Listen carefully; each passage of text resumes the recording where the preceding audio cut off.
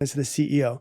He said, Rob, if you get to the end of your life and it's not what you wanted it to be, and you didn't create the life that you wanted to, make the money that you wanted to, have the success, the love, the happiness, travel the places that you wanted to, whose fault would it be?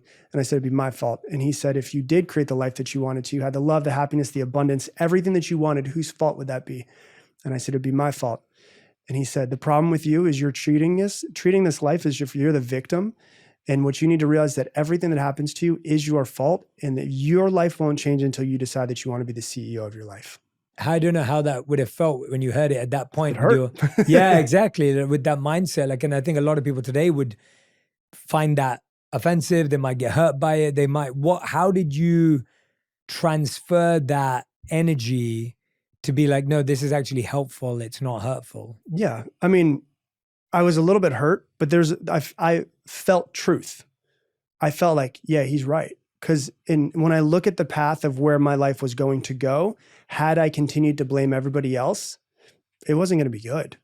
But when I looked at people who I knew who took full ownership of their life, one of my probably my first mentor, without even it being on purpose, was my Uncle Dan, who was an incredibly successful guy, had a bunch of success, but also was incredibly giving, always so loving.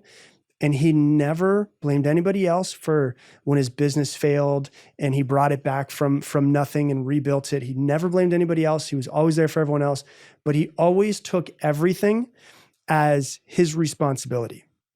And, it's like, not everything that's happened to you in your life is your fault, but whatever it is that you have, it is your responsibility to work through. Will Smith also said this, right? Where it's like, it's not my fault that my father was an alcoholic, but it's my responsibility to do with it because it's a reality that I have, and I have to work through those things. And so for me, it was like, it rang really true where I was like, okay, it's right. And if my life is going to change, I have to be the person to change it. And that's when it like clicked for me. That conversation, I could say, is absolutely 100% the one conversation that changed my life completely.